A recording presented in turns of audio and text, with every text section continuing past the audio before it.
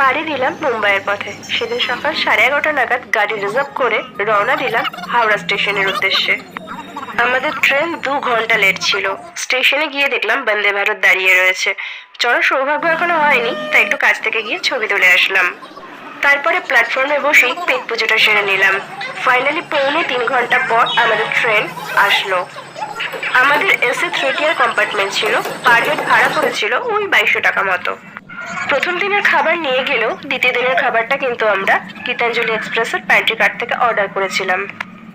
আমি নিয়েছিলাম চিকেন থালি, দাম পড়েছিল 160 টাকা, আর সাথে ছিল ঘুগনি, আচার, আর কোয়ালিটি তোমরা দেখতেই পাচ্ছ। তারপর তো ট্রেনে খাওয়া দাওয়া চলতেই থাকে, এই ওই টুকিটাকি খেতে খেতে তারপরে 2 দিন কাটিয়ে ট্রেনের মধ্যে ফাইনালি মুম্বাই গিয়ে পৌঁছলাম। আমরা যখন স্টেশনে নামলাম তখন ঘড়িতে বাজছিল রাত 1:45। আমরা গাড়ি রিজার্ভ করে গন্তব্যে পৌঁছলাম, আর সবশেষে রইল মুম্বাইয়ের সানসেট।